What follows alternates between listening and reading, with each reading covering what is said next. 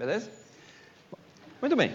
Então, a gente teve aqui um pequeno tipo de demonstração de como é uma dinâmica epidemiológica, né? Você tem uma certa população, você tem um certo número de infectados, você tem uma possibilidade da infecção ser passada lá adiante e você também tem as pessoas sendo recuperadas imunes, certo? Então, agora a nossa questão central é, eu tenho uma dada população, uma cidade, um bairro, enfim, um país, tenho uma população e eu quero saber se uma doença que tem, sei lá, uma certa infecciosidade, o tal do beta, né? E que tem um certo tempo de recuperação, né? Se houver chegada dessa doença nessa população, se isso vai se espalhar e virar uma epidemia ou se isso vai ficar restrito a um número muito pequeno de casos. Então, esse é o problema que nós gostaríamos de tratar. Então, para começar a tratar esse problema, nós vamos fazer uma conta muito simples. Suponha que tem um infectado. Quantos novos infectados ele pode gerar, certo? Então, primeiro, você tem um infectado, então,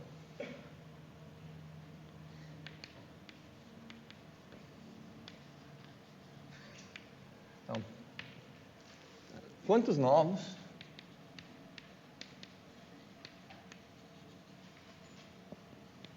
infectados ele pode gerar?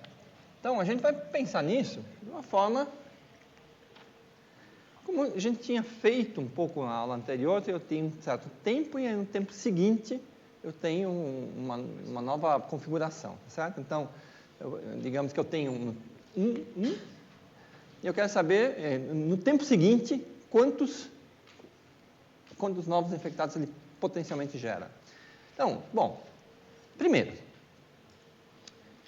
vocês concordam que quanto mais contatos ele tem, maior é a chance de ele infectar pessoas? Certo? Se eu aqui tivesse feito aquele sorteio, em vez de 3 contatos por passo de tempo, tivesse considerado 10 contatos por passo de tempo, ele teria muito mais chances de infectar pessoas, certo? Todo mundo concorda, certo? Dá para ver intuitivamente lá no sorteio que se eu sorteasse um monte, acabaria, né, tendo mais, certo? Então, isso aqui, de alguma forma, tem que ser proporcional, certo? Ao número médio de contatos, que é aquele cara que a gente tinha, que era 3 para a gente, certo? Mas não só. Para cada contato, ele pode ou não gerar infecção. Então, existe uma probabilidade de que cada contato gere uma infecção, certo? Então, eu tenho que multiplicar isso aqui pela probabilidade que uma desses contatos gere uma infecção. Mas mais, isso tem que ser proporcional também à chance do sujeito, naqueles contatos, nesses K contatos que ele tem, a chance de ele, pelo menos ser suscetível, certo? Porque se for infectado ou recuperado, ele tem os contatos, mas ele não passa nada, porque são indivíduos que já tiveram ou a doença ou têm a doença.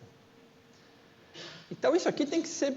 Porque, como é que a gente fez? A gente chegou em cada passo, a gente sorteou lá 3 pessoas, certo? Então, o número de infectados dependia desse 3, da chance da infecção, que era meio, mas também da probabilidade de um infectado, do sorteado, ser um susceptível, certo? E qual que é essa probabilidade? Né? Quanto mais susceptível, maior a probabilidade, certo? Mais uma probabilidade vai de 0 a 1, certo? Então, um jeito de escrever isso é dizer que é o número de susceptíveis dividido pelo número total da população, pela proporção de susceptíveis, certo? Então, o número de novos infecciosos gerados a partir de um dado infeccioso, certo? Deve ser proporcional a esse produto. o produto da probabilidade de infecção vezes o número de contatos vezes a proporção de susceptíveis. E, claro, por exemplo, se a proporção de susceptíveis for 0, ou for muito pequena, então a chance de criar novos infectados é muito pequena, porque não tem quem infectar, basicamente, que são faltas de susceptíveis, certo? Então, um infectado pode gerar isso. Se eu tiver agora um número I de infectados, ele vai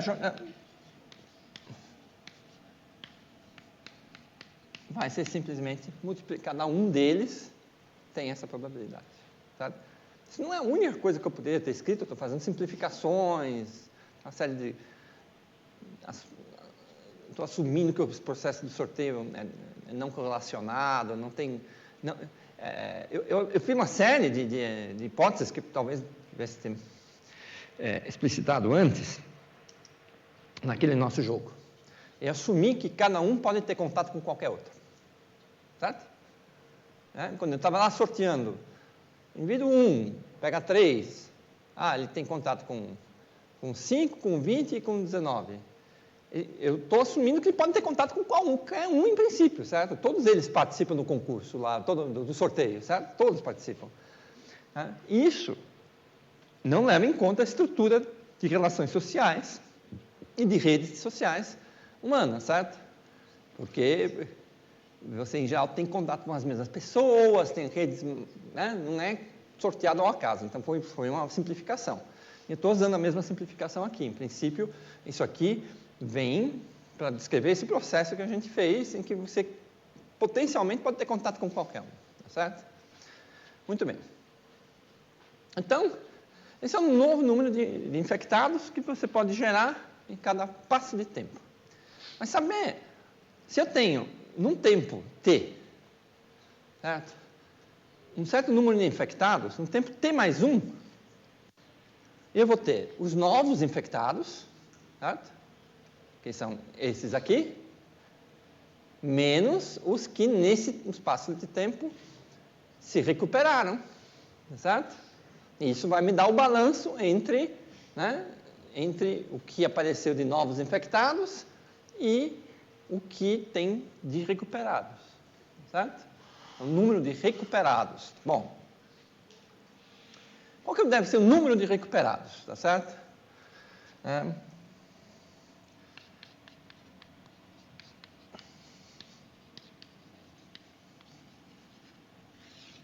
O número de recuperados, ele só depende de quantos infectados você tem que se recuperaram, não é certo? Não depende mais nada. O número suscetível não depende de nada. A pessoa, aqui, é um processo que cada um tem essa doença tem o seu ciclo na pessoa, e depois a pessoa se recupera, certo? Então, não estou supondo... Então, é simplesmente proporcional ao número de infectados, não é certo? Ok? Número de recuperados, porque todo recuperado é como se fosse nascido, né, um processo de nascimento de recuperados a partir de infectados. Certo? Então, é que nem a lei de Malthus, é proporcional. Certo? Então, isso aí deve ser proporcional. Então, há uma certa constante de proporcionalidade. Deixa eu ver o que eu usei aqui. O pessoal gosta de usar um mi. Essas letras gregas que só aparecem nas coisas científicas. Mi vezes i. Muito bem. Agora, você está num dado tempo t, certo? Você quer saber se o número de infectados está aumentando ou diminuindo, certo? Essa é a minha pergunta. Eu tenho um certo número de infectados no tempo t, certo? Um i de t, né? E eu quero saber se ele está aumentando ou diminuindo. O que faz aumentar o número de infectados e diminuir o número de infectados? O que faz aumentar o número de infectados novos suscetíveis que se tornaram infectados, que pegaram a doença, certo? E o que faz aumentar o número diminuir o número de infectados? A passada para a recuperação dele, tá certo? Então, se eu dividir um pelo outro, E eu vou ter a razão entre o que coloca, o que faz aumentar o número de infectados e em relação ao número de infectados que estão se curando naquele momento. Então, se eu pegar esse número e dividir pelo outro,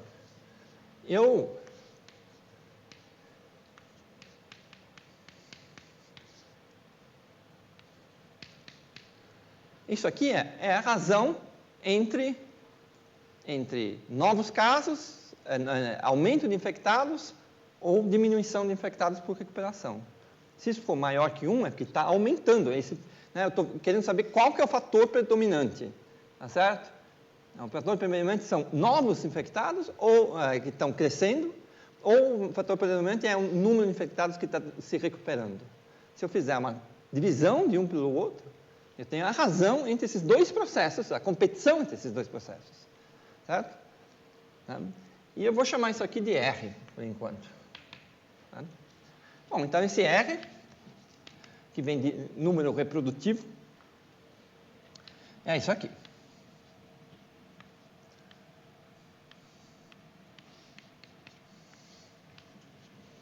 Porque o I cancelou em cima e embaixo. Certo? Isso aqui me diz se o número de infectados está aumentando ou diminuindo. Se isso for maior que 1, então R maior que 1, infectados aumentando. Porque esse cara aqui, que são os novos infectados, vai ser maior que o número de infectados que saiu da classe de infectados e virou recuperados. Tá certo? E R menor que 1 é infectados diminuindo. Tá? Beleza? Tranquilo isso? Se tiver grandes dúvidas existenciais, a gente volta com isso. Certo? Então, muito bem. Então tá.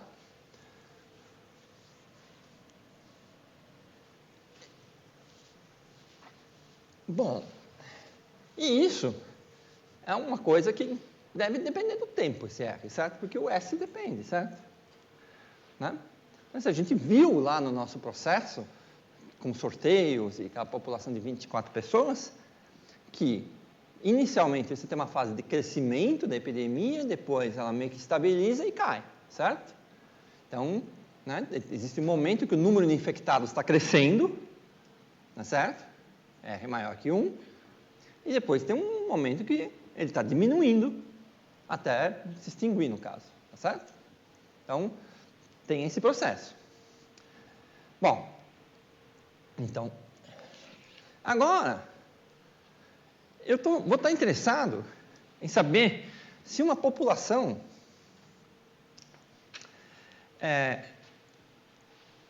que inicialmente, então, agora eu quero um tempo em que se dá a primeira infecção, certo? A introdução da doença. Eu vou chamar esse tempo T igual a 0, certo? Quer dizer, é o tempo em que tem uma introdução de um indivíduo ou de um grupo de indivíduos infectados nessa população. Eu vou dizer que existe uma epidemia se o número de infectados crescer. E eu vou dizer que não existe epidemia se o número de infectados não crescer. Certo? Essa é a minha definição matemática de epidemia. Se o número de infectados cresce, e tem aquela dinâmica que a gente viu, é porque existe uma epidemia.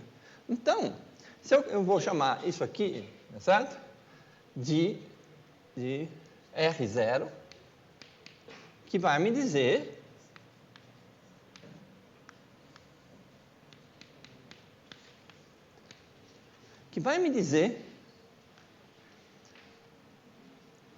se a introdução de um infectado faz crescer o número de infectados ou não. Certo? Então, se R0 maior que 1, epidemia. Aqui eu introduzi o S0. O S0 é o número inicial de susceptíveis. Nós já vamos fazer com que esse número seja a própria população, seja igual a N. Tá certo? Por quê? Porque o número de inicial de susceptíveis... Por que eu deixei o S0? Você poderia ter uma população que não tem a doença, mas já tem pessoas imunes, porque, sei lá, por viagem, tá certo? Então, ou por outros motivos, tá certo? Mas, basicamente, em muitas situações, o S0 é exatamente igual ao N, né? Bom, então, esse cara aqui é a quantidade central de grande parte dos estudos epidemiológicos que se fazem. Certo? Então, nós vamos explorar esse cara. Primeira exploração, que responde a uma pergunta que tinha sido feita lá em cima, sobre números susceptíveis. Vocês vejam que o R0, ele depende só da fração de susceptíveis, da frequência de susceptíveis, ou a parcela de susceptíveis na população, não do tamanho da população mesmo, certo? Uma outra forma de pensar é assim, vamos pensar que S0, números susceptíveis, é igual a toda a população, tá certo? É igual a N, tá certo? Então, se S0 igual a N, quer dizer que essa é uma população que nunca teve nenhum contato com aquele agente infeccioso, tá certo? E todo mundo é susceptível, tá certo? Isso são casos que acontecem, sei lá, um monte. Tá? Então, se S0, por exemplo, novas doenças infecciosas, SARS, nunca ninguém tinha tido contato com SARS, certo? Então, todo mundo é susceptível. Então, se é S0, o meu R0, que é esse fator reprodutivo, tem um nome esse cara aqui, é a razão reprodutiva básica. Certo? A razão reprodutiva básica, R0, vai ser simplesmente beta vezes K vezes Mi. Certo? Muito bem. Então, nesse caso, isso não depende, claramente não depende de N. Não depende do tamanho da população. Então, numa população totalmente susceptível, uma doença invadir esta população, ou seja, se estabelecer entrar como epidêmica na população, depende só dessas características, da sua infecciosidade, que é o beta, certo? A probabilidade de um contato uma vez tendo um contato, ele ser infeccioso, o número de contatos que as pessoas têm, isso aqui é o inverso do tempo de recuperação. Certo? Esse Mi, eu não expliquei muito, mas o Mi é uma proporcionalidade, né, do número de recuperados, tá certo? Então, quando o Mi é muito grande, muitos se recuperam a cada passo do tempo. Quando o Mi é pequeno, poucos se recuperam. Então, Mi grande, tá certo? Quer dizer que o tempo de doença é pequeno, porque muito rapidamente se tem recuperados. E Mi grande, certo? Mi pequeno, quer dizer que poucos se recuperam, quer dizer que a duração da doença ela é longa. Então, esse Mi está ligado ao inverso do tempo de recuperação, do tempo de quanto tempo você está doente, certo? Então, e não depende do tamanho da população. E isso está de acordo com o que a gente espera. Quando você fala que você tem uma epidemia, certo? Você tem um monte de cidades, você não fala assim, naquela cidade pequena não vai ter epidemia porque é pequena, e naquela grande vai ter porque é grande. Não. Certo? Quer dizer, é igual. Uma cidade de 1 milhão ou de 10 milhões, o R0 é o mesmo. Certo? Isso quer dizer que numa cidade maior não é mais provável ter a epidemia, tá certo? Mais fácil de ter. Não depende do tamanho. Esse é um resultado essencial da epidemiologia, tá certo? Bom, então, essa não dependência do tamanho, ela tem a ver com o seguinte, isso vale para epidemias em humanos. Por quê? Vamos retomar a discussão passada. A restituição que nós fizemos na nossa simulação de uma epidemia, a cada passo do tempo, cada indivíduo tinha um certo número de contatos possíveis, certo? No caso, era 3. Muito bem. O número de contatos que você tem aqui em São Paulo, ou numa cidade menor, não depende muito do tamanho da cidade, certo? Basicamente. Porque a maioria dos seus contatos tem uma relação com a sua estrutura social. São seus pais, irmãos, namorados, filhos, colegas de trabalho. Essas pessoas é que você tem mais contato. E essa estrutura se mantém parecida numa cidade de 100 mil e 1 milhão. Não muda, certo? Então, é isso que está incorporado nessa discussão. O K, número de contatos, não depende do tamanho da população. Você pode ter uma população de 10 milhões, como a gente vive aqui. Você tem um certo número de amigos, conhecidos, pessoas que você encontra no dia a dia. Se você estivesse numa cidade com metade do tamanho, ia ser igual. Não é essencialmente muito diferente. Certo? Pode ter algumas diferenças para doenças transmitidas muito infecciosas, do tipo gripe, porque tem aglomeração de metrô, etc. e tal. Mas, enfim, essas são correções, tá certo? Então, isso aqui não depende do tamanho da população. Isso não é verdade para animais. Certo? Isso não é verdade. Por exemplo, animais, em geral, não têm uma estrutura social que faça com que eles tenham seus contatos só seus amigos. Existem animais com estrutura social, desculpa, enfim, abelha, formiga e tal. Mas muitos deles não, tá certo? Então, quando você tem mais indivíduos numa certa região, o que você tem? Você vai ter mais contatos. O número de indivíduos aumentar em animais faz com que você tenha mais contatos. E isso tem consequências muito importantes. Porque se esse K aqui aumenta com o tamanho da população, ele pode fazer o ρ0 ser maior que 1, eventualmente. Ele aumenta o ρ0, e o ρ0 maior que 1, epidemia, por uma dada doença. A gente tem exemplo clássico disso, está relacionado à criação de animais para a alimentação humana. Então, por exemplo, existe o caso clássico do salmão criado em criadouro contra salmão da natureza, certo?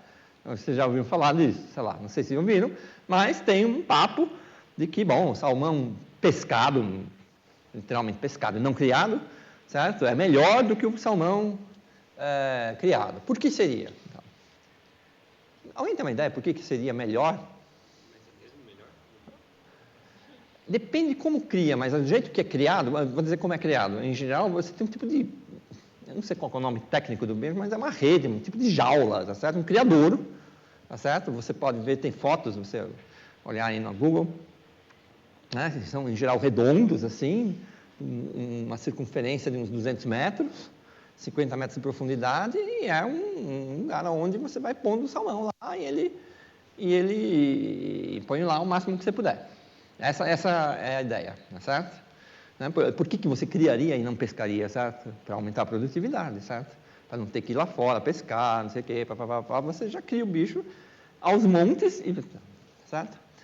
Então, mas vocês não gostariam de fazer uma especulação, sei lá, por que será? Podem achar que não seja também, sei lá, diga.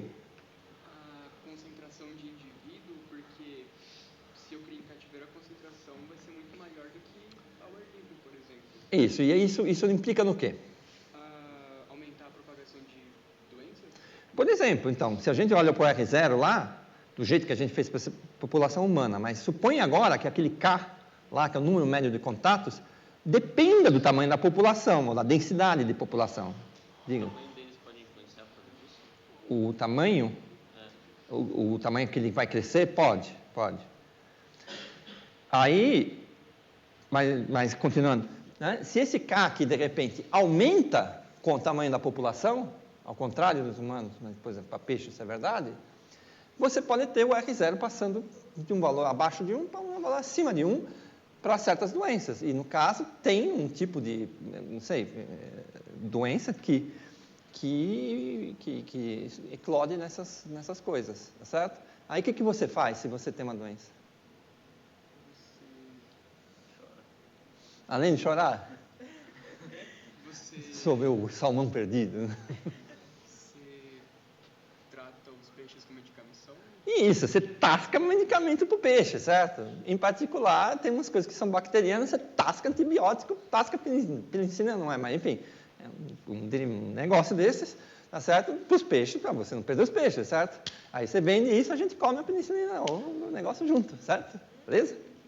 Então, isso é uma das coisas que é uma consequência clara, né? O uso de medicamentos se faz necessário porque para animais não vale o que vale para humanos, em que esse K não depende do número da densidade populacional, tá certo? As pessoas têm o mesmo número de contatos, mesmo vivendo num prédio ou vivendo num bairro de casas, tá certo? A densidade não importa. Para animais não é assim. Outro caso são essas criações de galinhas, tá certo? Vocês já viram isso? Eu não vi, porque você nunca mais come galinha, certo? É aquelas coisas que tem umas galinhas vive assim, encostadas uma na outra, tá certo? É claro que isso propaga doenças, tá certo? Porque elas acabam tendo o quê? Um grande número de contatos aqui. Isso faz com que o R0, essas zoonoses, né? Possa aumentar e aí você vai lá e tasca uma química nos bichos. O K está implicamente ligado a uma desse forma, porque se você fosse considerar os contatos como sendo número, se a doença for transmitida, como pode ser por seringa, o contato provavelmente vai ser menor, mas se for uma doença tipo ebola, qualquer tipo de contato já conta como contato. Então, o número de contatos, tem duas coisas. Um é o número de contatos e a outra é o quanto esse contato é infeccioso. O quanto o contato é infeccioso é o beta. A ebola deve ter um beta muito alto, certo?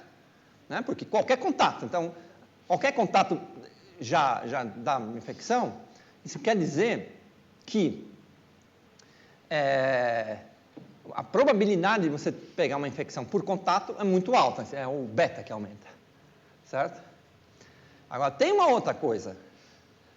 Eu aqui já varri para baixo do tapete uma série de coisas, que é que nem toda doença é transmitida de homem, de humano para humano, certo? Você tem as doenças transmitidas por via intermediária.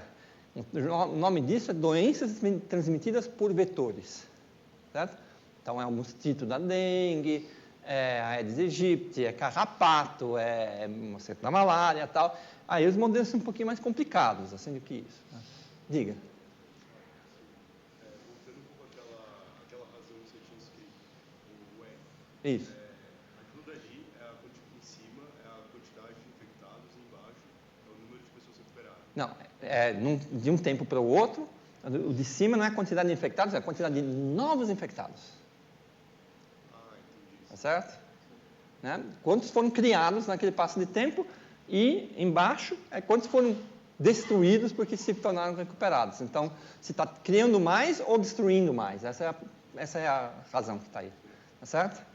É por isso que ela representa, né, a dinâmica, não a coisa estática. Né? Muito bem. Então, ok. Já descobrimos que isso aqui tem a ver com a estrutura de contatos sociais da nossa sociedade. Você acha que com o avanço da internet, por exemplo, e cada vez os contatos sendo intermediados por Máquinas. internet, não precisando ter contato, pode diminuir a quantidade de contato? Eu duvido, porque a maioria das pessoas tem como contatos... não sei, aí é bem meio ficção já, assim, porque, sei lá, entende? Porque, bem ou mal, assim, as pessoas ainda têm famílias e encontram outros, e sei lá, entende? Claro que se você se fechar no quarto e nunca tiver contato com ninguém, você nunca vai pegar uma doença dessa, certo? Mas não parece ser a melhor vida do mundo. Certo?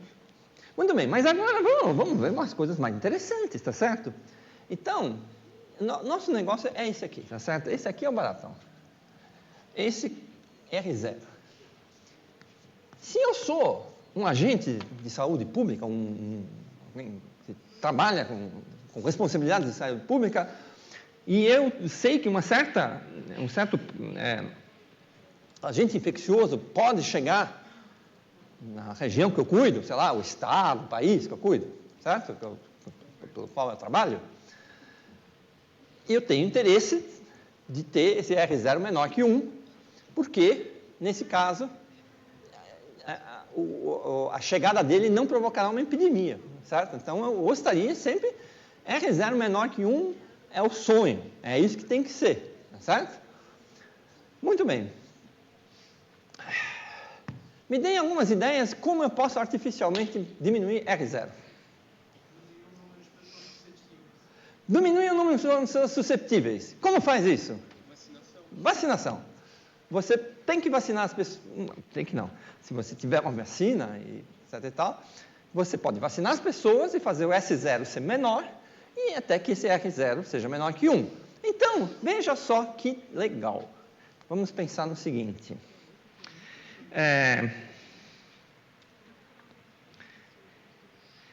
Vamos pensar que eu tenho uma população inicialmente totalmente susceptível, tá certo? Então, uma população totalmente susceptível. Deixa eu levar isso aqui comigo, né?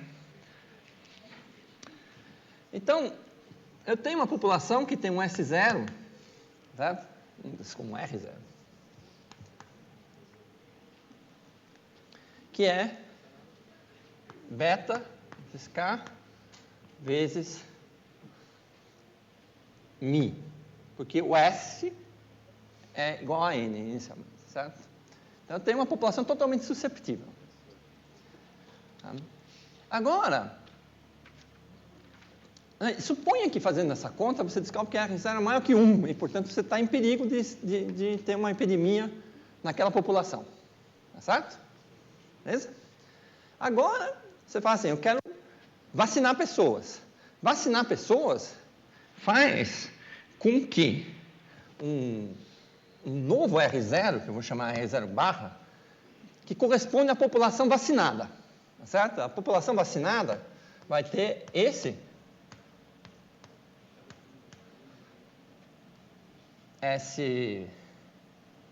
não vacinado. O número de susceptíveis diminui para um número que são só os não vacinados, tá certo? Ok? Beleza? E eu quero que, nessa nova situação, isso seja menor do que 1, tá certo? Para não ser possível ter a epidemia. Agora, isso aqui era o R0 original, certo? Então,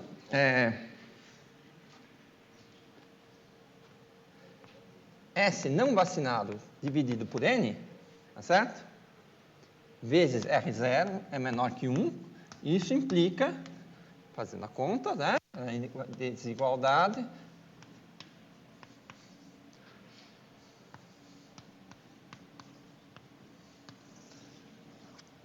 Que eu devo vacinar isso é a proporção de não vacinados na população, ou seja, os que não foram vacinados, tem que ser menor do que 1 sobre R0. 1 sobre R0.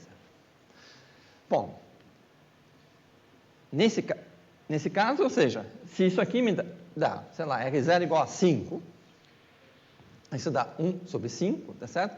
A proporção de não vacinados não pode ser maior do que 1 a cada 5. Você tem que ter mais vacinados, tá certo? Está claro isso? Aqui se descobriu uma coisa, não é necessário vacinar toda a população. Tá certo? O número de vacinados, né? Quer dizer, se eu escrever aqui o número de vacinados, tá certo? Vou chamar de V, tá certo? Ele é o quê? N menos os não vacinados, tá certo? Isso aqui é uma situação que ainda não chegou à epidemia, certo?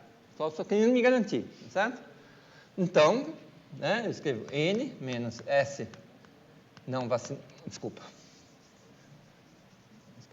Então, isso aqui me diz que o SNV, não vacinados, é igual ao número total menos os vacinados. Se eu substituir isso aqui, nessa conta, eu tenho N menos V dividido por N, menor de que 1 sobre R0.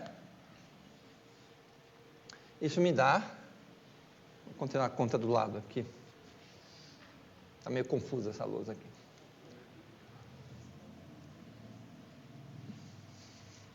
Isso me dá que 1 menos a proporção de vacinados tem que ser menor que 1 sobre R0, certo?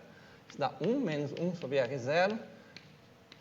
O número de vacinados, proporção de vacinados na população, tem que ser maior que esse valor aqui, certo? Se R0 é muito grande, esse aqui é um número muito pequeno e a proporção tem que ser próxima de 1, ou seja, quase todo mundo, certo?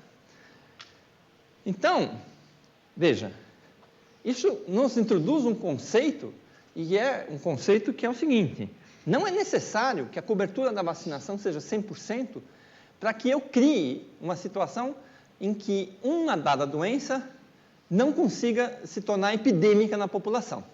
Eu consigo evitar epidemias, posso, em geral, extinguir essa doença naquela população, se eu vacinar um número suficientemente grande aqui.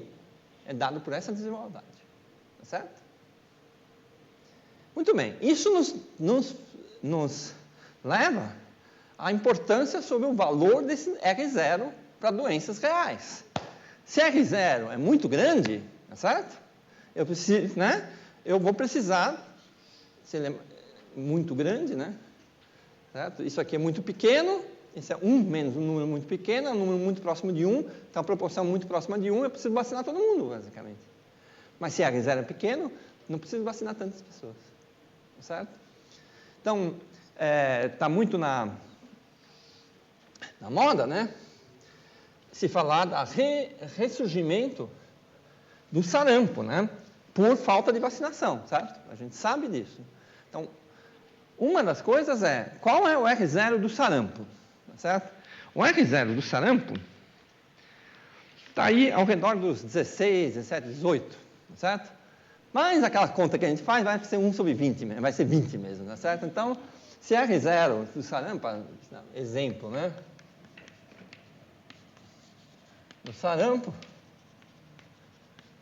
se a gente puser R0 mais ou menos 20, tá certo?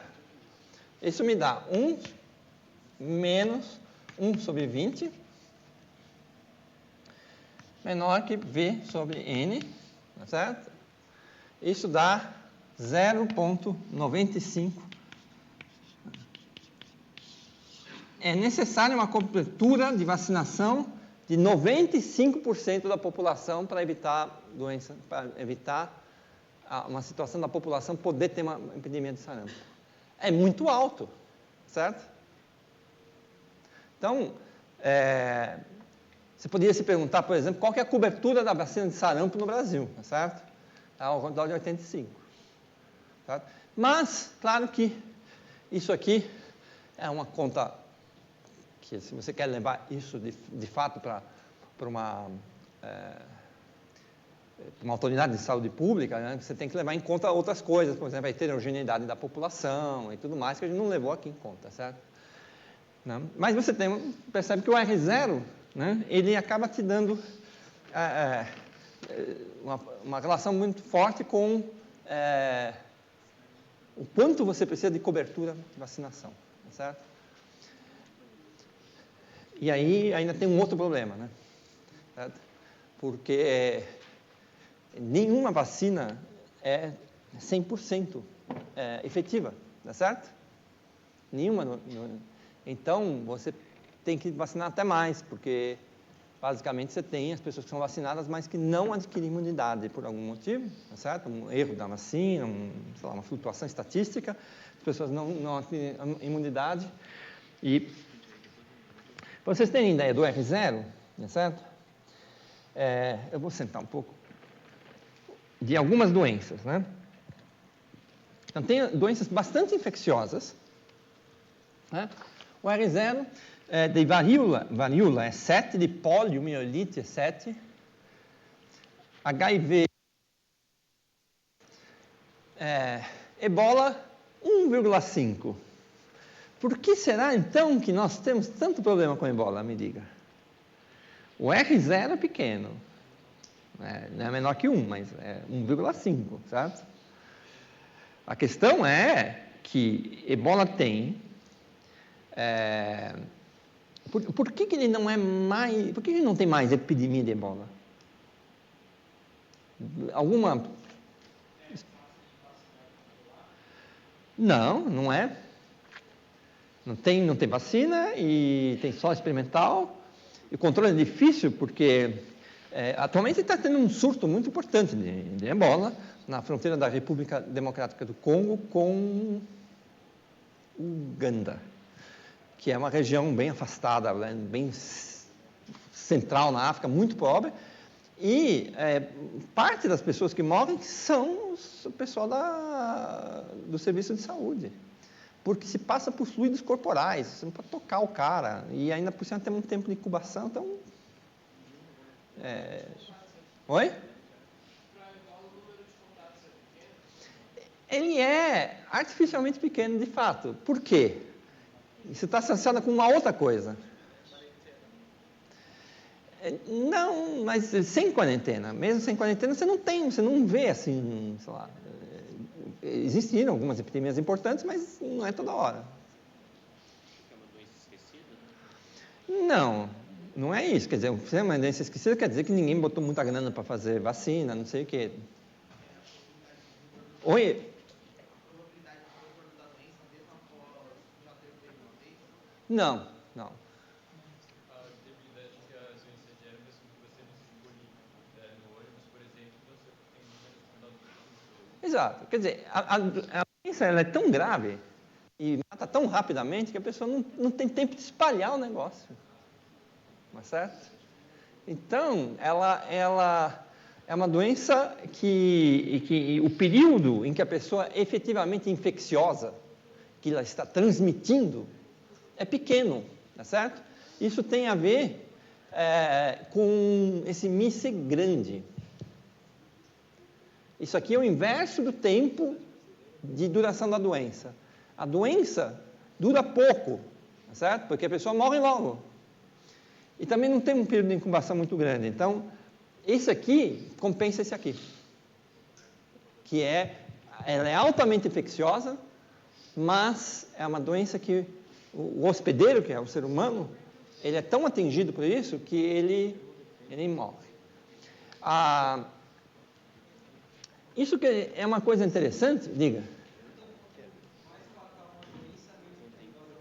Não é menos perigosa. Ela é menos epidêmica. Mas nós todos podemos perceber isso. Quais são as epidemias mais comuns que a gente ouve falar? Qual que é a epidemia mais comum que ouve falar? Gripe. Tá? Gripe não mata muito. Mata, mas é menos que 1 em 10 mil, sei lá, não sei mais o número, mas é pouco, certo? Então, e é uma doença que muitas pessoas nem têm sintomas, etc. e tal. Então, as epidemias de gripe varrem o mundo, tá certo? E tem um certo perigo para crianças pequenas, pessoas idosas, mas é uma doença de uma mortalidade pequena, certo? Então, o fato de uma doença matar o hospedeiro dela muito rapidamente é um fato que aquele agente infeccioso, aquilo é uma desvantagem evolutiva para ele. Evolução se dá, em grande parte, você fala de uma coisa que se fala sempre em inglês, que é o fitness. Fitness de um indivíduo, certo? É a capacidade dele se reproduzir, tá certo? Dele gerar prole, tá certo? E, portanto, transmitir o seu DNA, criar outros como ele, parecidos com ele, certo? Se o mecanismo de reprodução do vírus de Ebola, ele é tal que ele precisa de um hospedeiro, mas esse hospedeiro, ele mesmo mata o hospedeiro muito rapidamente, ele tem menos chances de se espalhar do que se ele tivesse, por exemplo, um longo período de incubação, infecção quase desapercebida, e aí infectasse um monte de gente, tá certo? Então, tem essas coisas. Então, aí, a gente está aqui discutindo o lado epidêmico da doença, não, obviamente, o lado médico das doenças, tá certo? Mas existe um balanço entre o número de mortos por uma epidemia e o fato de você poder ter essa epidemia. Se você tiver mortalidade, naquela conta que a gente fez do R0, tá certo? Eu tinha dividido o número novo de casos infectados dividido pelo número de infectados que sumiram, que eram todos recuperados. Mas podia ter recuperados e também ter os mortos, tá certo? E aí você vê que isso diminui R0.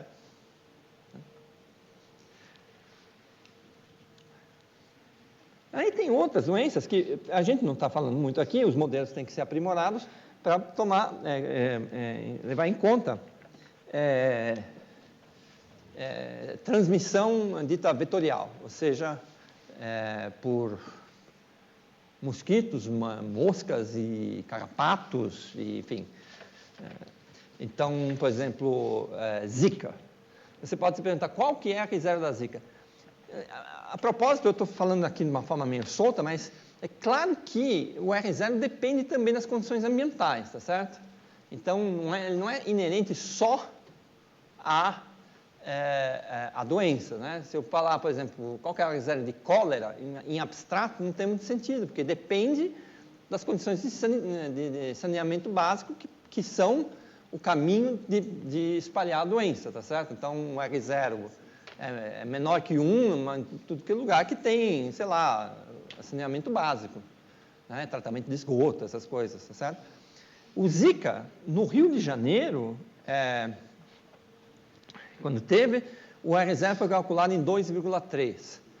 A dengue tem um R0 bem pequeno, tem cálculos, uns colegas, no Rio de Janeiro, em 2012, era 1,25 e no Rio 2002, 1,7. Cólera no Zimbábue, 2012, R0 igual a 2,7 também. Então, você vê que essas coisas que propagam mais, tal, os R0s não são tão grandes assim, certo? Bom, muito bem. Mas, então, vacinação e aí tem essa questão, existe uma questão da vacinação que tem a ver com esse resultado que a gente obteve. Nós não, para tomarmos uma população imune, não cada uma das pessoas, certo? Mas a população imune no sentido de não há epidemias porque R0 é menor que 1, e a gente obteve que a vacinação não precisa ser de todo mundo, não é necessária cobertura, certo? Isso nos gera um problema ligado a uma área de investigação que chama-se teoria dos jogos, certo? Um jogo, nesse caso, é o seguinte, né? Eu, como indivíduo, posso tomar duas atitudes, me vacinar ou não.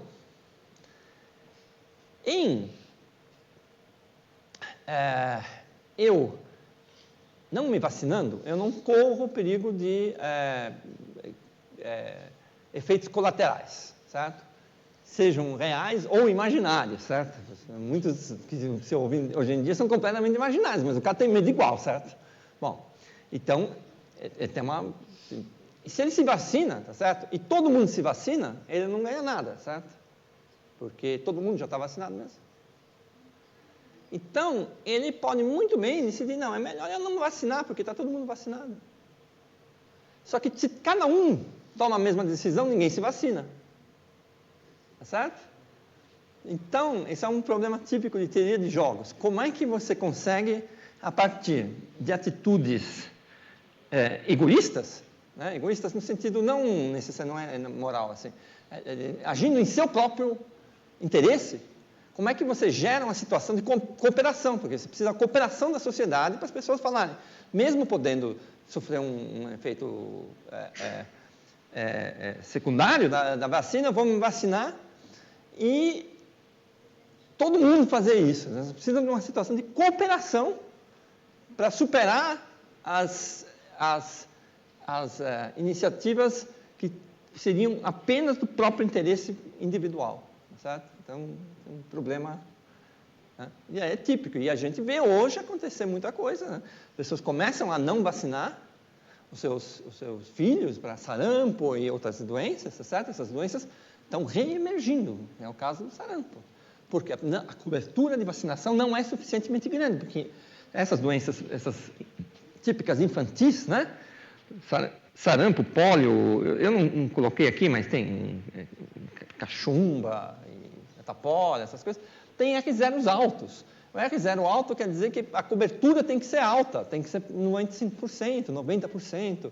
Então, bom, isso, se muita gente começa a dizer, não vou vacinar, você perde essa imunidade à epidemia, a imunidade da população, a epidemia. E isso é muito, muito perigoso.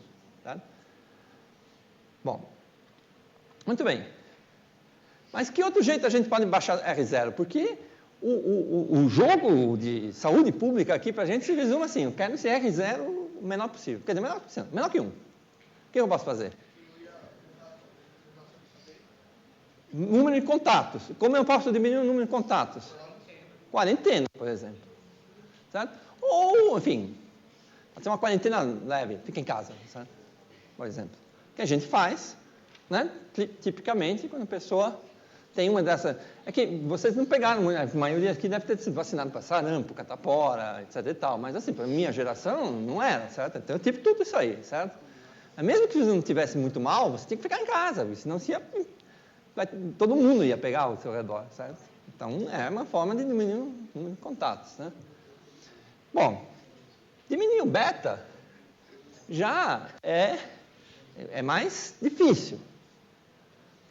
Uma forma é doenças que se transmitem através de gotículas no ar, você pode usar aquelas máscaras. Aquilo acaba sendo efetivo para aquele tipo de doença, certo? Então, diga.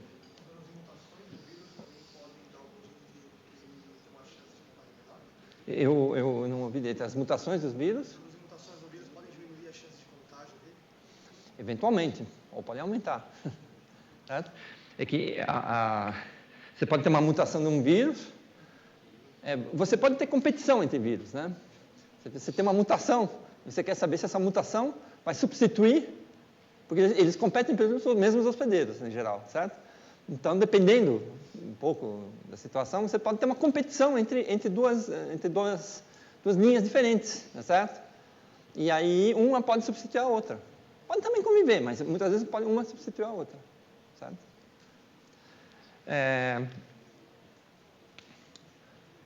E também você pode tentar diminuir o tempo em que a pessoa é contagiosa, que seria tratar a pessoa, tá certo? Tratar, né? Você trata e ela se torna contagiosa por menos tempo. Como estão aqui uma dessa contra a bactéria e os antibióticos não funcionam mais, não tem mais como controlar isso? Então, isso é um grave problema, tem muito a ver com o hospital, etc e tal, mas também tem a ver com o ressurgimento da tuberculose no mundo recente, em que você tem linhagens de tuberculose resistente aos antibióticos, certo? Como é que se cria isso? Isso tem a ver com essa ideia de mutação. Você tem vírus e bactérias, sobretudo vírus. Vírus tem uma taxa de mutação muito grande, certo? Bactéria também, ela se replica e essas coisas, né, não são como... É uma evolução relativamente rápida. Então, você tem uma taxa de mutação e se uma das mutações é resistente ao remédio que você está dando, sei lá, certo? Então, você vai matar todas as que não são resistentes e vai deixar lá a resistente. E a resistente vai se espalhar sem ter nada que lhe oponha, e aí você acaba tendo essas linhagens resistentes das bactérias e tudo mais. Né? E, bom, aí você arranja outro remédio, certo? Aí você pode mudar o tipo de remédio, né? Tem uma coisa muito recente, a gente teve um curso sobre isso aqui no IFT no janeiro passado, que é assim, existem vírus que são bacteriófagos, diz. O vírus, ele não faz mal para a gente, mas ele é o predador de bactérias. Ele preda bactérias. Quer dizer, ele preda mais ou menos. Ele se insere na bactéria, usa a bactéria como hospedeiro para a sua reprodução e mata a bactéria. Então, você poderia pensar, eu vou dar vírus para a pessoa. E esse vírus que vai controlar a bactéria, certo? E isso são coisas que faz parte da pesquisa atual em buscar novos meios de contenção de linhagens resistentes de bactérias, enfim, de outras coisas também. Tudo bem. Bom, agora, ok.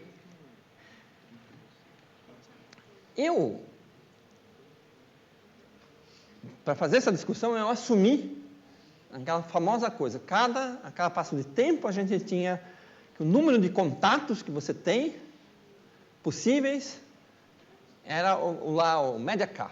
É o K, tá certo? É isso que eu assumi. Então, você poderia se perguntar...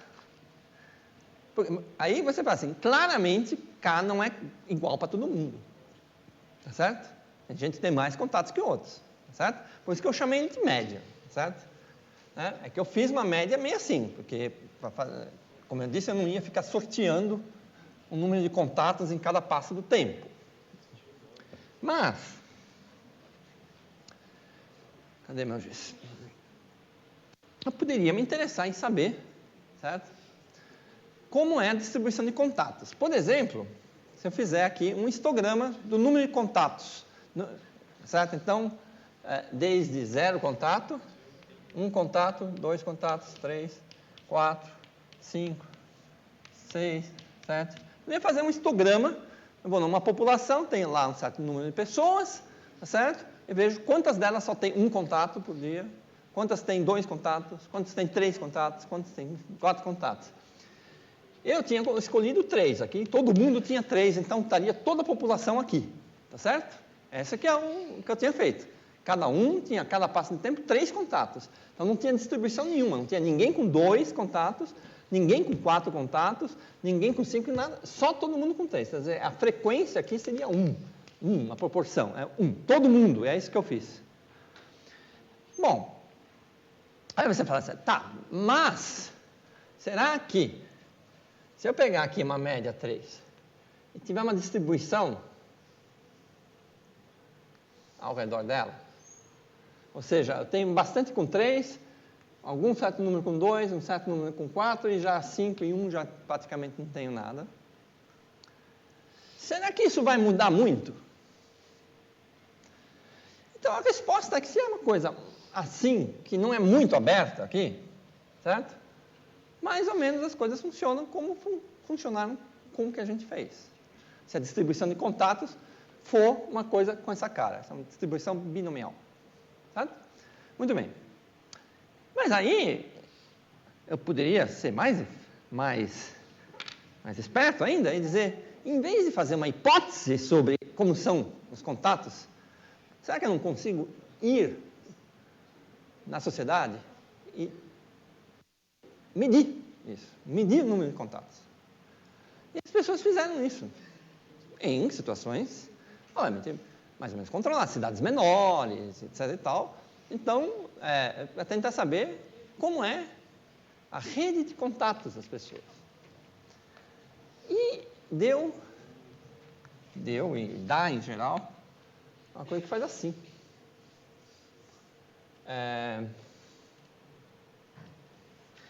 Peraí. Começa em 1 aqui. Que decai assim, não faz assim. Certo? Então, você tem isso aqui, quer dizer o seguinte, que as redes de contato reais, elas são do tipo muita gente com pouco contato e algumas pessoas com muitos contatos. Então, nesse caso, a média que deve estar por aí, não é representativa. Aqui, a média é representativa. É mais ou menos para cá, mas é representativo. Lá, aqui não é. Então, redes assim, como seriam? Você tem um cara que tem muito contato. Aí você tem uns que tem 2.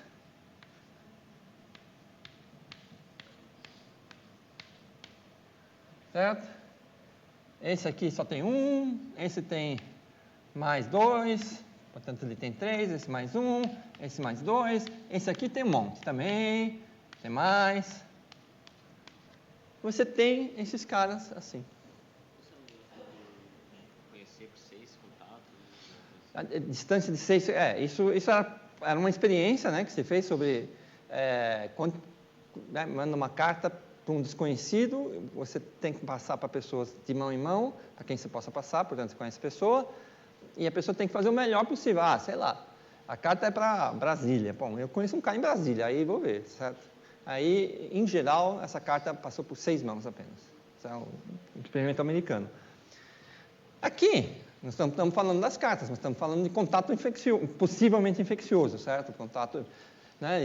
Esses contatos aqui podem ser contatos de proximidade, no sentido de doenças que vão pelo ar, poderiam ser contatos sexuais, para doenças do tipo sexuais, certo? Então, tem vários. Né? Mas, você tem aqui uma situação que ela já não vai mais permitir o uso desse raciocínio diretamente. Por quê? Aqui você tem o seguinte, né? Vocês acham que numa situação dessas é mais fácil ou mais difícil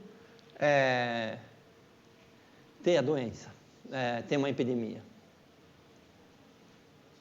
Um X, chute. Quanto mais contato a pessoa tem, mais chances ela tem de ter um mundo infectado, portanto mais chances de infectar. Vice-versa, só tem mais contatos, ela tem mais chances de infectar. Isso. Oi? No caso de que mais pessoas têm menos contatos, então é mais difícil. Mas veja só, fala. Eu acho que é maior porque, por exemplo, se uma pessoa passar para uma pessoa que tem pouco contato, passar para uma pessoa que tem muitos contatos, essa vai passar todo mundo. Exato, então, existe um fenômeno que, esses caras têm poucos contatos, tá certo? Mas, em geral, a distância para o cara super contactado é baixa. Se esse pega e consegue passar para esse, vai para tudo que é lado, certo? Então, é um super espalhador da doença, um super contagiante.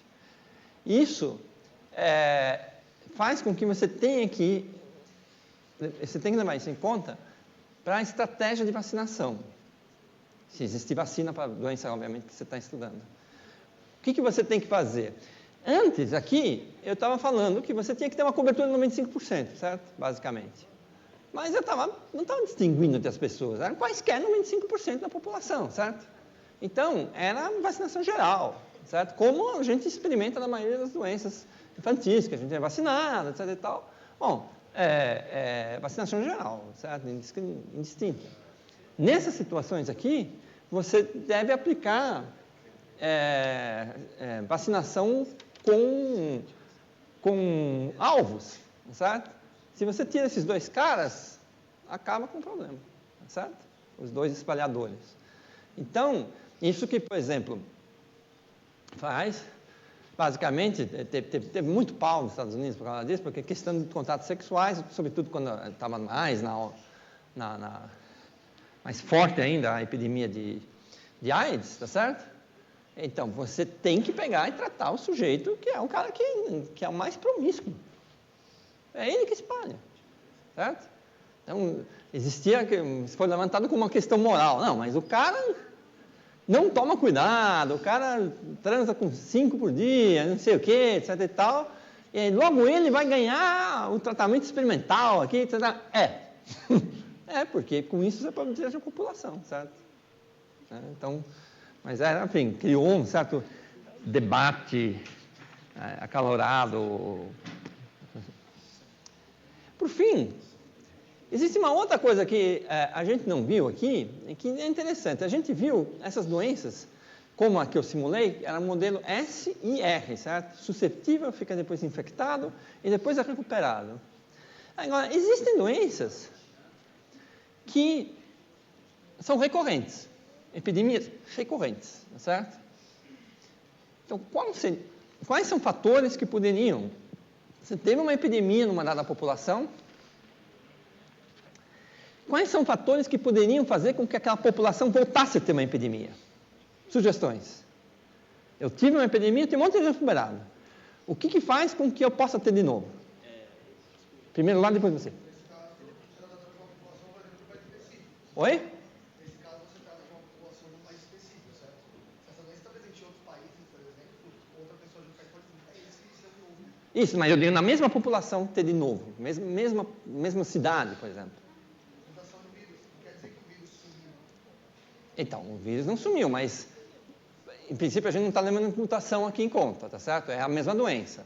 E pode voltar, diga. Se a pessoa voltou a ter, ela teve a resistência, mas a resistência voltou, perdeu a resistência. Então, uma coisa é levar em conta a perda de imunidade. O que a perda de imunidade faz? Você, em vez de parar, você começa como susceptível, depois fica infectado, depois fica recuperado, e você volta para ser susceptível e aumenta a proporção de susceptíveis. Então, tipicamente, isso acontece, você tem umas epidemias, tá certo? Que tem essa curva de epidemia que a gente viu, tá certo? E aí, em geral, a perda de imunidade, muitas vezes, se dá em alguns anos, tá certo? Então, lentamente, vai acumulando novos susceptíveis por perda de imunidade, até que o R0 volta a ser maior que 1, porque o número de susceptíveis é maior que um certo número, tá certo? Mas tem outra chance. Os pais, eles são vacinados, mas quando eles tiverem filhos, eles param de vacinar os filhos. E aí depois a proporção de ver sobre ele vai ser menor. É verdade. Eles pode ser por falta de vacinação. Mais alguma ideia? Professor, tem alguma, por exemplo, você tem que ficar tomando periodicamente, aí você toma a primeira dose, depois Não, existe esse problema de vacinas com doses múltiplas e não aderência ao tratamento. Existe esse problema. Mas eu estava pensando mais assim, você tem uma doença que graçou numa população e depois ela ressurge. Pode ser pela inserção de novas pessoas nessa população, como migrantes ou coisa do gênero, que essa epidemia vai começar passando por pessoas desse tipo, depois de infectar pessoas que estavam suscetíveis porque elas não foram infectadas da primeira vez, gerando uma nova epidemia. Exato. E qual a melhor forma de ter novos susceptíveis numa população? Gente que nasce. Ou seja, eu não levei em conta aqui que essa população tem gente morrendo e gente nascendo. Eu considero a população, aqueles 24 lá que eu fiz, eram 24, ninguém morria, ninguém nascia, certo? E que, em geral, o tamanho, a ordem de grandeza do tempo que você tem para entre pessoas saindo e pessoas entrando, certo? É maior, então você tem um efeito de uma epidemia e depois um tempo ela volta, porque aí é o tempo que levou para nascer gente que, vamos dizer que a gente está falando de uma doença que não tem vacina nem tratamento, aí voltou a ter susceptíveis. Então é a volta de novos susceptíveis pelo simples fato de que existe gente nascendo, gente morrendo e o nascimento se dá sempre por susceptíveis, certo? Então essa é uma forma de ter epidemias recorrentes, certo?